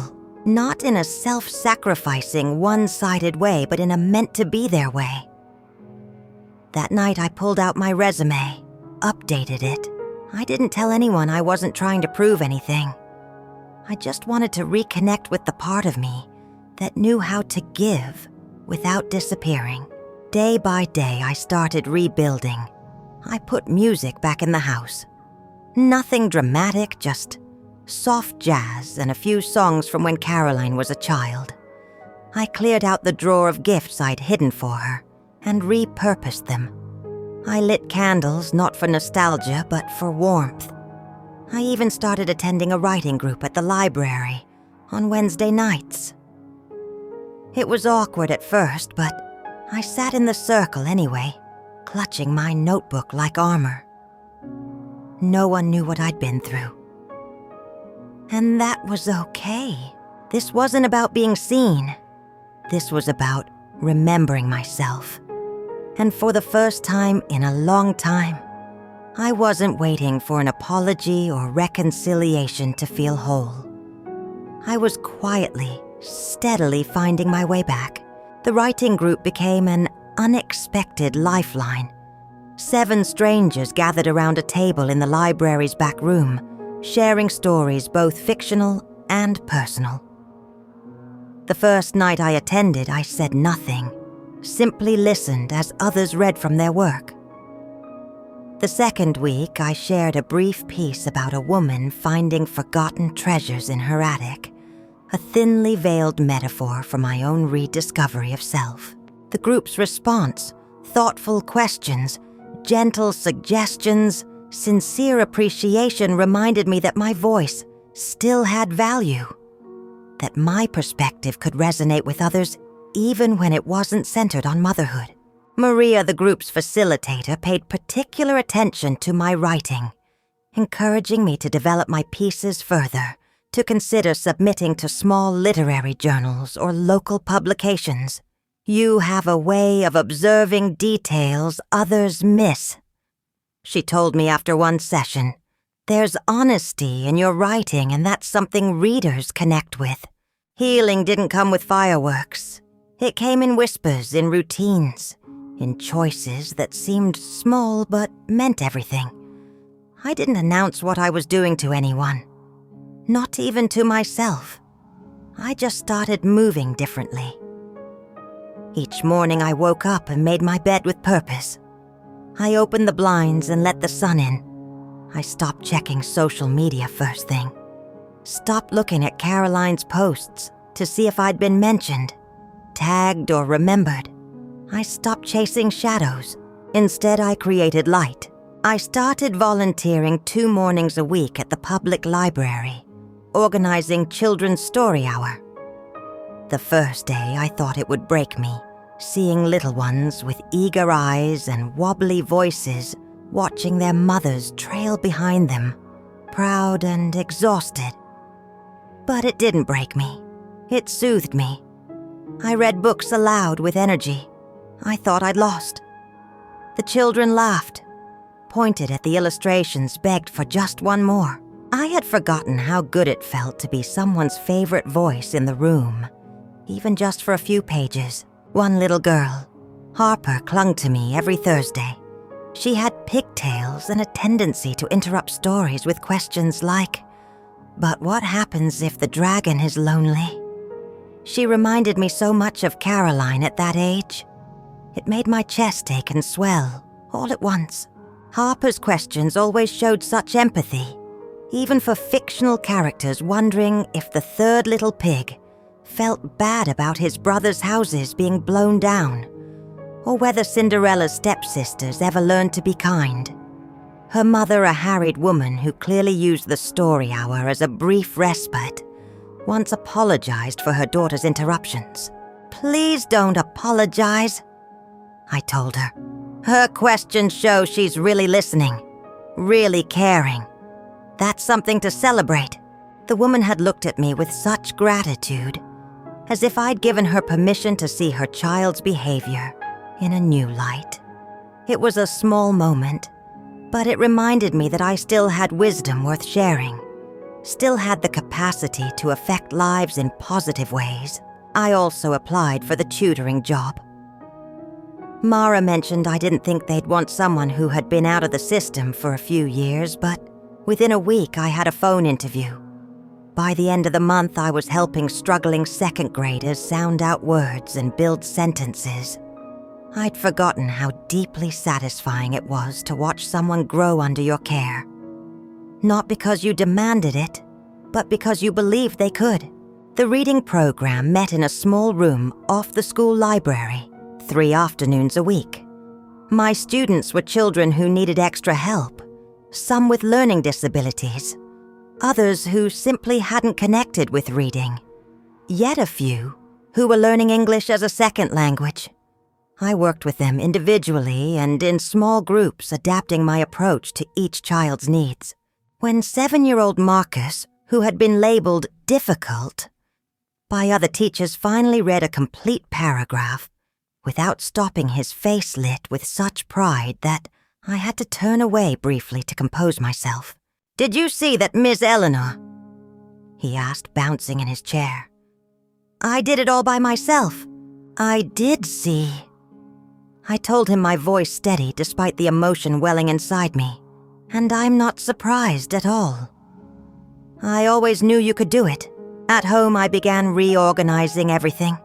Not frantically, not to fill time, but to reclaim the space. I donated boxes of clutter that had accumulated over the years. Things I thought I'd save just in case Caroline needed them. That justification no longer held power over me. I was done preserving a space for someone who had walked away. I bought a new bookshelf. I filled it with the things I loved. Poetry, memoirs, old gardening books I started writing again. Not just journaling, but short stories. Some were about mothers, some were not, but they were mine. The necklace stayed around my neck. It no longer felt like a symbol of rejection. It felt like a quiet badge of survival. I also made practical decisions. I met with a lawyer and updated my will. Something I'd been putting off for years. I didn't cut Caroline out completely, but I made it clear that my legacy wouldn't be dictated by guilt or obligation. I added charities I cared about. I listed instructions for my journals, my letters, my stories. I wanted to be remembered on my terms as a woman who loved deeply, but who also lived for herself. The lawyer, a practical woman in her 60s named Judith, had nodded with understanding as I outlined my wishes.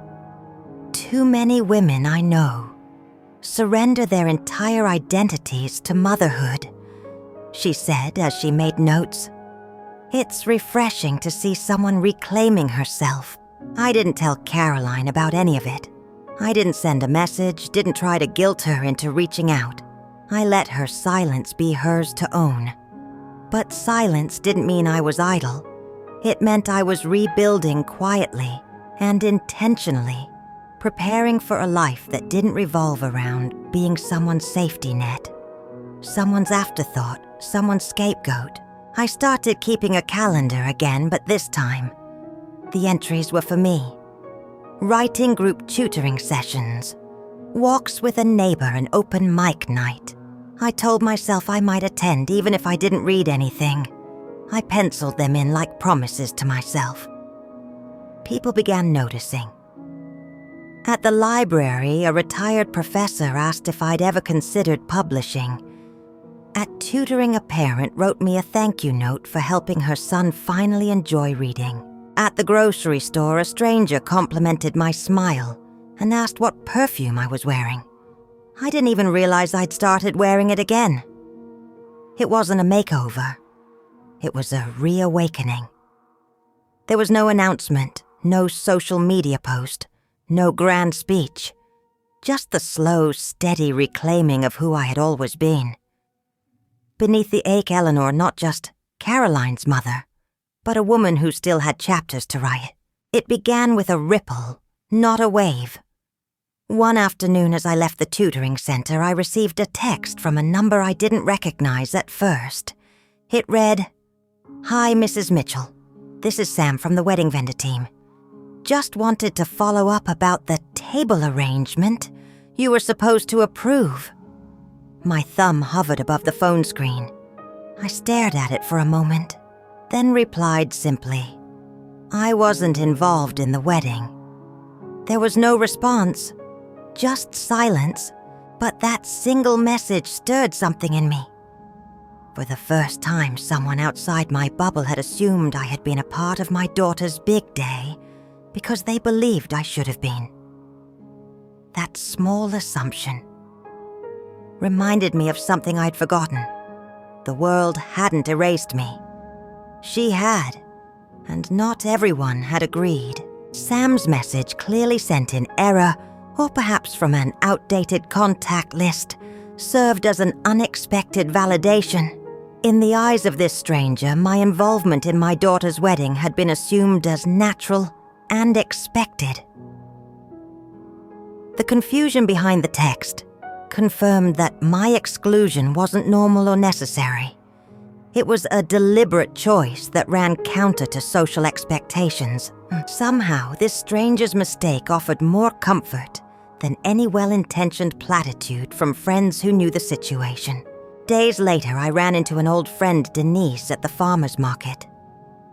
She had been invited to the wedding through mutual acquaintances and hadn't seen me there.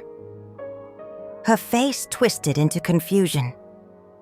"I kept looking for you all night," she said. "I thought maybe you were late, or were you out of town?" I hesitated for a second, then decided I no longer needed to protect anyone. "She asked me not to come." Denise blinked. Her hand went to her chest. "Eleanor, I'm so sorry." She didn't ask why. She didn't dig. She just stood with me in that moment like a silent witness to a wound no one else had wanted to acknowledge. Denise's reaction, pure shock, followed by genuine sympathy, further confirmed that my experience wasn't typical or acceptable. She stood beside me at the farmer's market shopping basket hanging forgotten from her arm, and simply witnessed my pain without trying to explain it away or suggest reconciliation. There was something profoundly validating about having someone else recognize the magnitude of what had happened without needing all the details. "I saw you in every photo she doesn't know I've seen," Denise said softly as we parted. "In the way she holds her head when she laughs, in her gestures when she speaks, whether she acknowledges it or not, you're in the fiber of who she is." That night, something inside me settled. Not healed, but steadied. I wasn't crazy. I wasn't imagining the exclusion I had been shut out of. A day that had once been ours. And the fact that others noticed, others cared, meant I wasn't invisible. Then came the silence from Thomas. He hadn't posted a single picture from the wedding. No glowing caption. No slideshow of their honeymoon. Just stillness. At first, I assumed he was just private, or maybe wrapped up in post-wedding life. But then I noticed something strange. He had stopped tagging Caroline in anything. In fact, his profile looked like the wedding never even happened. I didn't snoop often. I had made peace with the fact that she was living her life without me, but this caught my attention. It didn't look like a man freshly married. It looked like a man stepping back. I got an email from him a week later, just a line. "I'd like to talk. Would you be open to that?" I didn't respond right away. Not because I was angry, but because I'd learned to pause, to not leap into other people's messes without thinking. I read the email twice, then closed my laptop and went for a walk. By the time I returned, I knew my answer. I replied, "If you need to talk, I'll listen, but only if it's for the sake of truth, not guilt." He responded an hour later, "It is." The shift wasn't in the words. It was in the silence between them. The acknowledgement, the choice to come to me. Not out of obligation, but out of recognition.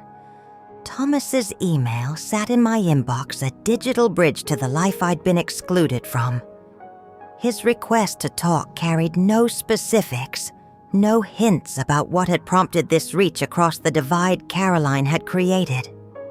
Whatever his reasons, his decision to contact me directly suggested a separation from the narrative that had developed a willingness to see me as an individual, rather than merely a problematic figure in his wife's past.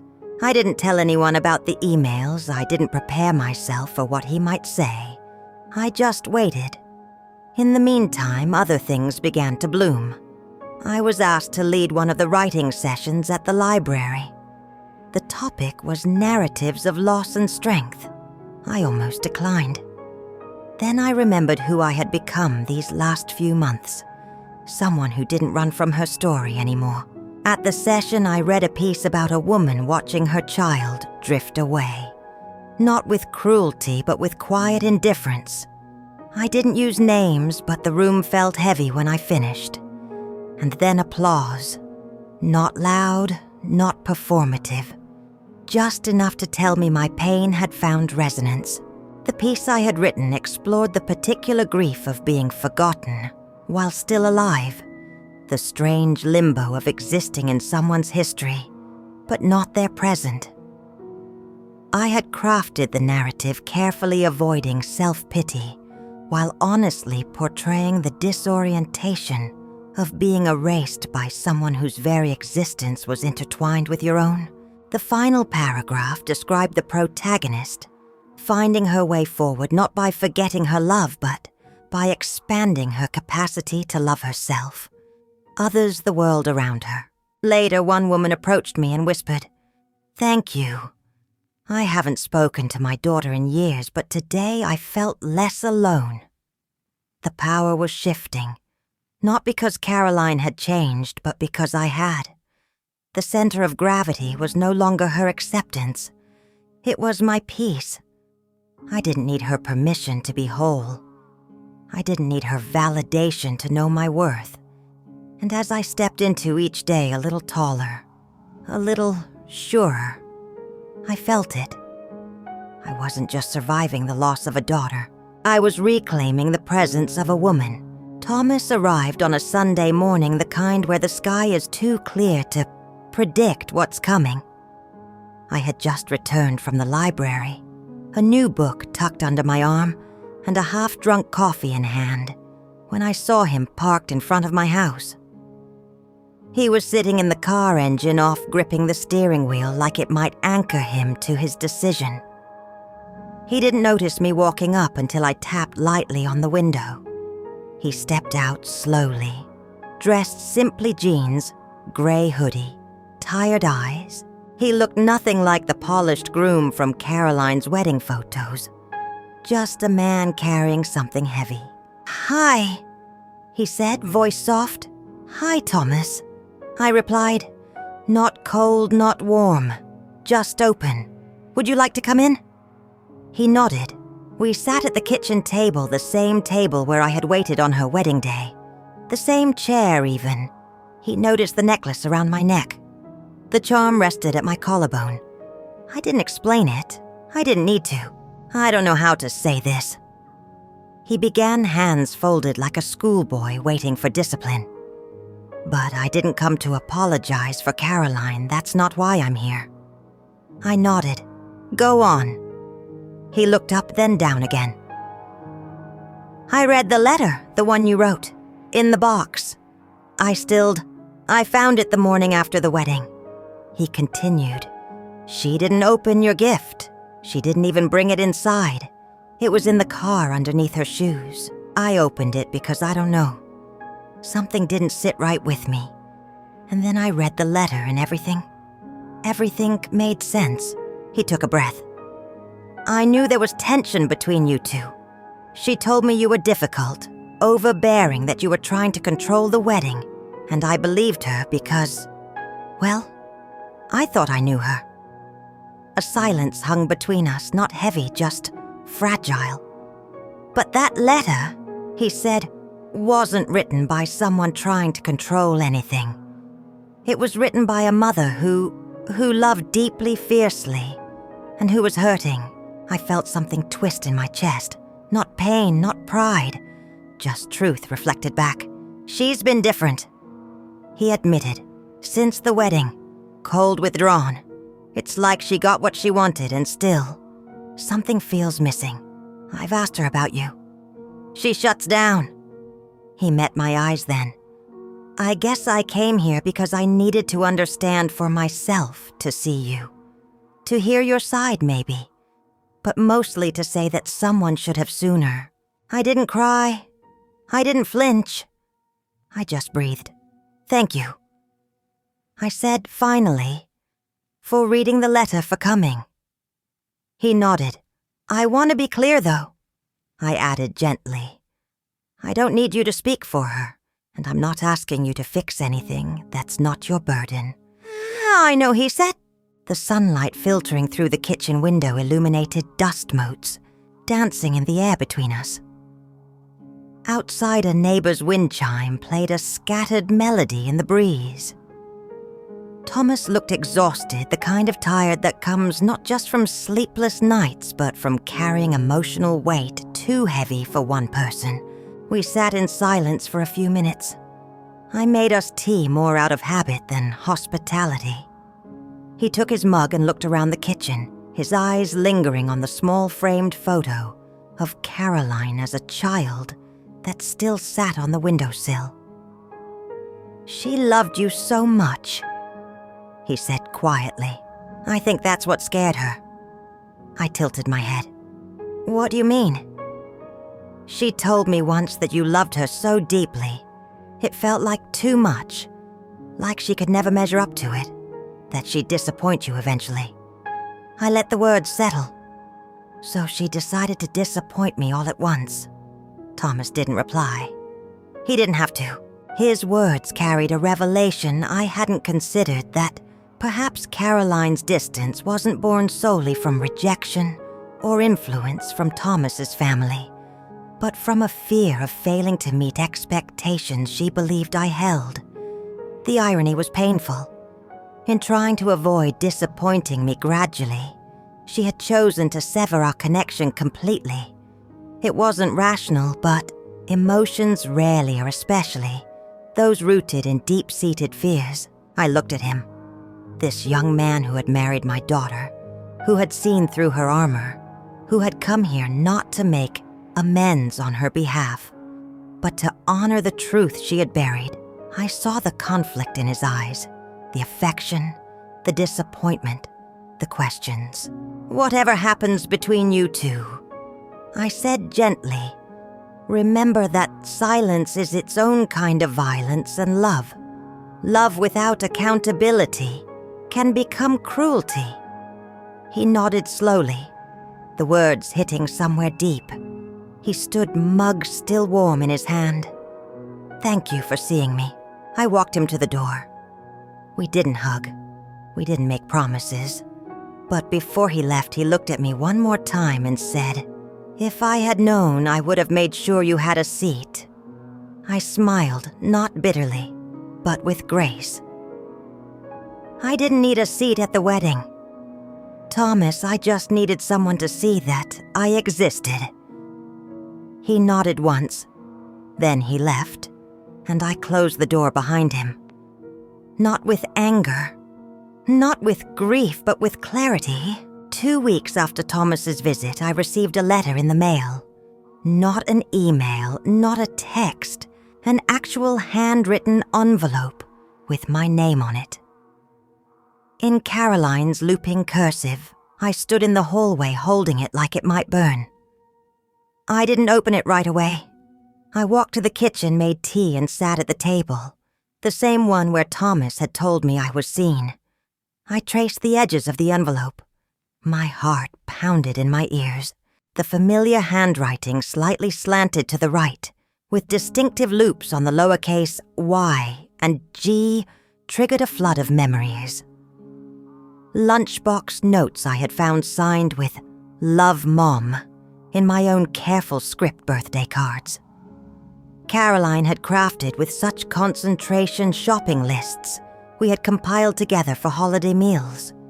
This single envelope connected past and present in a tangible way that digital communication never could. Eventually, I peeled it open. The letter was short, less than a page, but every word pulsed with weight. "Mom, I don't know how to start this. I've rewritten it 6 times. I keep thinking of what I'd want to hear if I were you. And honestly, I don't even know what that would be, but here's what I do know. I hurt you. I shut you out of something we were supposed to share. And I did it because I thought, if I could just control everything around me, I wouldn't feel like I was falling apart inside. I was scared not of you, of not measuring up, of failing in front of you. You've always been so strong, so present, and somewhere along the way, I confused your love with pressure. I convinced myself that pushing you away would give me space to become my own person. But all I did was create a void, and I'm not proud of it. Thomas told me he visited you. He told me about the letter you wrote. I still haven't opened the gift. I can't yet. But I will. I promise. I'm not asking you to forgive me. I just want you to know I see it now. What you gave, who you were, who you still are. And I'm sorry, love, Caroline. I read it 3 times. My first instinct was to cry, but the tears didn't come. Not because I wasn't moved, I was, but because this wasn't the apology I'd been waiting for. It was more than that. It was accountability. Not packaged in excuses, not softened with justification, just truth. Caroline's words acknowledged not just the hurt she had caused, but the motivation behind it. Fear of inadequacy, a misinterpretation of love as pressure, the misguided belief that separation would somehow lead to self-discovery. There was honesty in her admission that she had created a void rather than found freedom. Her signature "Love Caroline" suggested a desire to reconnect, but without demanding immediate forgiveness or restoration. It was a beginning, not an ending. And then, almost as if the universe was syncing itself with that moment, I received a call from the school district later that afternoon. The tutoring coordinator asked if I'd be open to coming on full-time next semester. The kids adore you. She said, "You bring a calm that we don't see often." I told her I'd think about it, but in my heart, I already knew I'd say yes. I wasn't filling a void anymore. I was following a thread back to myself. But the biggest shift came 3 days later. A letter from my attorney arrived. Just a copy of the will revisions I had filed last month. I had almost forgotten about it. I glanced through the documents, flipping pages until I reached the section on personal items and inheritance. There in black and white was a note I had requested be included. The heirloom necklace may be passed on if the recipient demonstrates understanding of its meaning. Love without conditions, loyalty without performance, and presence without control.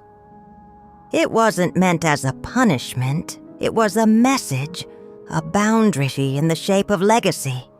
That weekend, I boxed up a few things. Old photos, the first story Caroline ever wrote in 2nd grade, a recipe book she used to love. I mailed it all to her. No letter, no expectations, just pieces of our past, returned without bitterness. The package wasn't heavy physically. A sturdy cardboard box wrapped in brown paper and secured with clear tape. But it carried the weight of shared history. Inside, I had carefully arranged items that told our story.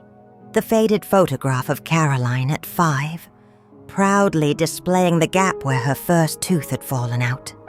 The construction paper Mother's Day card with a hand-traced outline and wobbly letters. The dog-eared copy of Goodnight Moon. We had read so many times we both knew it by heart.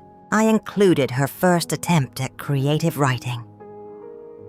A story about a brave princess who rescued her kingdom from a dragon, not through violence, but by teaching the dragon to read.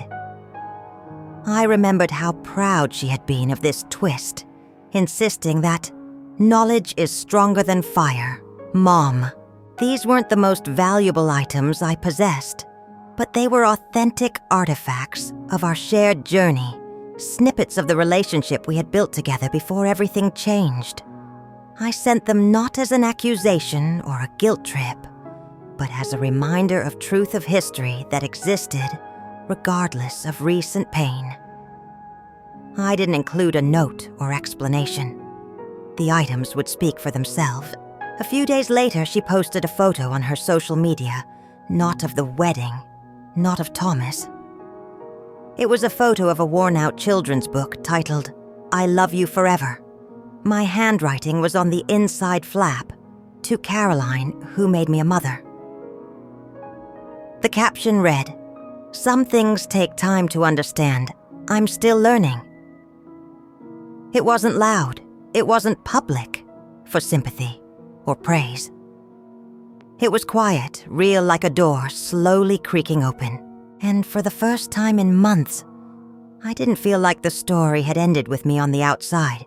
The book she had chosen to photograph was particularly significant. "I Love You Forever" tells the story of a mother's enduring love through all stages of her child's life, even as roles eventually reverse with age. I had read it to Caroline countless times when she was small, both of us teary-eyed at the refrain, "I'll love you forever. I'll like you for always." As long as I'm living, my baby, you'll be. That she had selected this particular book from the items I sent spoke volumes about what she was processing. The recognition that love persists, even through separation, that bonds can bend without breaking completely. Her caption, "Some things take time to understand, I'm still learning," carried no defensiveness, no justification, just a humble acknowledgement of growth in progress. It wasn't a grand public apology or dramatic declaration of remorse, but it was genuine. And in its genuineness lay the potential for something new, to grow from the ashes of what had been lost. The justice wasn't revenge. It wasn't a confrontation or a dramatic reckoning. It was clarity, ownership, and finally, acknowledgement. Sometimes the most powerful justice is simply being remembered rightly. It was a Tuesday evening when the phone rang. I almost didn't answer. The number wasn't saved in my contacts, and for a moment I assumed it might be another school robocall or a telemarketer offering some insurance I didn't need. But something nudged me, a quiet instinct, and I pressed accept. "Hi, Mom." The voice was soft, fragile almost. I recognized it immediately, not because of the tone, but because of the hesitation. It was the same voice that once whispered bedtime questions under a blanket fort. The same voice that once cried after scraping her knee on the playground. It was Caroline's voice, but stripped of its armor. Those two simple words, "Hi, Mom," hung in the air between us, carrying more weight than elaborate speeches could have. After months of silence after the wedding without me. After all the hurt and distance she had reached across the divide, with the most basic of greetings. Not Eleanor, not a formal mother, but Mom. An acknowledgement of relationship, of history, of connection that remained despite everything that had happened. I didn't say anything right away. My silence wasn't cold. It was careful, letting the moment land. She started. "I don't know if I should have called. You already did," I said gently. "So go ahead." There was a long pause, and then she exhaled. I could hear the air tremble. "Thank you for the package," she said. "I cried when I opened it. I didn't think I would, but yeah." I smiled faintly. "They're just pieces of our life. You don't have to do anything with them." "But I want to," she replied quickly. I want to remember it. I want to understand what I forgot or ignored." I let her words settle in the space between us. I wasn't going to rush her. This wasn't a conversation to fill with noise. I read the letter again. She said, her voice cracking slightly. "The one in the necklace box." I finally read it, and I couldn't stop crying. Not just because of what you wrote, but because I realized how long it's been since I saw you as a person. Not just my mother, but Eleanor. The name hit me like a quiet bell, hearing my name from her lips. My actual name, not just my maternal title, felt like recognition of a fundamental truth I had been working toward these past months. I was Eleanor, a complete person, with an identity that existed both within and beyond motherhood. That Caroline could see this now suggested a maturity and perspective that had been missing in our recent interactions. "You don't owe me anything," I said softly. "I mean that. This call. It's not a door you have to walk through unless you truly want to." "I do." She said no. Hesitation this time. "I'm not ready to come over yet or talk about everything, but I want to start somewhere. Maybe lunch somewhere neutral." "Of course," I said. "You name the place." "Next Saturday there's that cafe we used to go to near the bookstore. Maple and Pine." I finished for her. "You love their cinnamon rolls." "Still do," she said. And for the first time in months, I heard her smile. The rest of the call was quiet, gentle, not packed with apologies or analysis, just a few memories, some small laughter.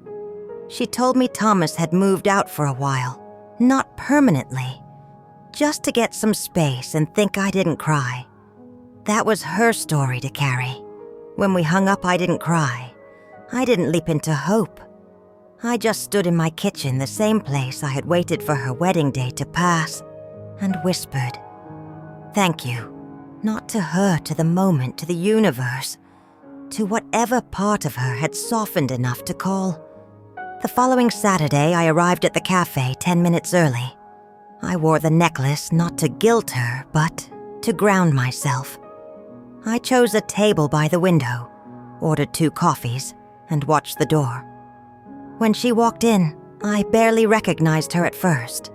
Not because she had changed physically, but because she looked different. Less polished, less rehearsed, more real. She spotted me, paused, then walked over slowly.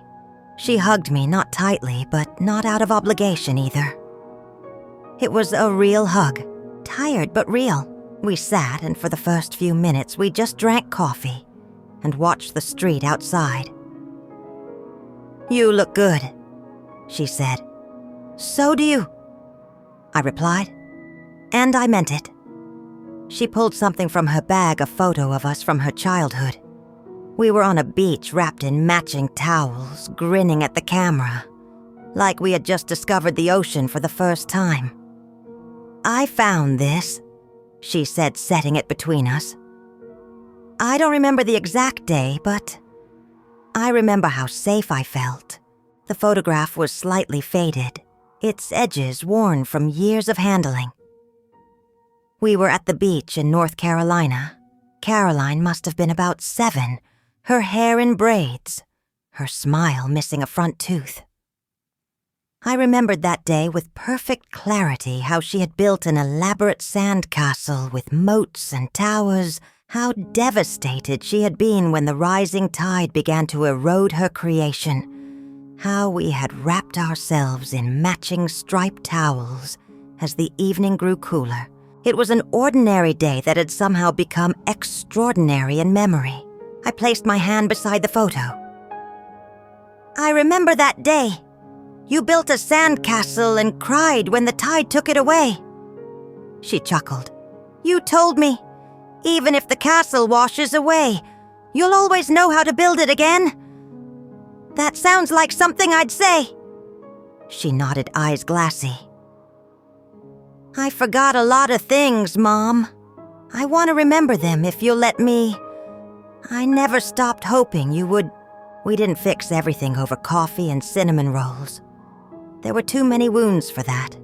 But we took the first step, not back to how things were, but forward into something honest. And that was enough. The following weeks passed with a rhythm that was neither fast nor slow, just steady like a pendulum that had finally found its beat again. Caroline and I didn't become best friends overnight. We didn't dive into emotional unpacking or rush to repair every broken bridge. Instead, we allowed space to breathe, to observe, to feel things, without forcing them. And in that space, something honest began to grow. Our conversations were tentative at first, carefully navigating around the still tender areas of hurt and misunderstanding. We spoke of neutral topics, books we were reading, changes in the neighborhood, the early spring flowers beginning to appear in gardens around town. But gradually, as trust slowly rebuilt, we began to touch on deeper subjects. Her marriage and the challenges she and Thomas were working through, my new position at the school, the writing group that had become so important to me. She called me every few days. Sometimes we talked about work or books or the weather. Sometimes we didn't talk at all. Just sat on the line, silent and present. Once she sent me a voice message of her walking past a bakery, laughing softly. They were playing your favorite Ella Fitzgerald song. Made me think of you. That was all. But it meant more than any grand apology ever could. We met for walks, short ones at first at a local park, where mothers chased toddlers and elderly couples shared benches like secrets. We talked about small things, the color of the leaves, a dog she saw, wearing sunglasses, a poem I had read the night before. Slowly, the wall between us crumbled, not from force, but from care. One Saturday morning, she arrived at my house unannounced. She had a cardboard box in her arms. I opened the door, surprised, and she stood there with a half smile. "I finally opened the wedding gift," she said, "and the letter." She stepped inside and set the box on the table. Inside were pieces of her life, childhood artwork, postcards we had collected on road trips, her first diary. "I thought we could make a scrapbook together," she said, "not because we're fixing the past, just to remember it together." The box contained memories spanning decades. Construction paper art projects from elementary school ticket stubs from the ballet I had taken her to for her 13th birthday, the dried corsage from her high school prom photographs, from family camping trips and holiday gatherings. Some items I recognized immediately. Others I had forgotten existed. Together, they told the story of our shared journey, the good alongside the difficult, the ordinary moments that had shaped us both. We spent the day surrounded by glue sticks, construction paper, and memories. We didn't talk about what had happened. We didn't need to. The act itself was healing. Every picture we placed, every caption we wrote was a piece of us being sewn back together. That night after she left, I sat alone in the quiet house. The scrapbook lay open on the table. Pages drying photographs, curling slightly at the corners. I traced one picture with my fingertip. Caroline, maybe 10 years old, sitting in my lap. Both of us mid-laugh. A birthday cake in front of us. I didn't remember what the joke was, but I remembered the feeling. Pure joy. I got up and walked to the mirror in the hallway, the one I had stood in front of.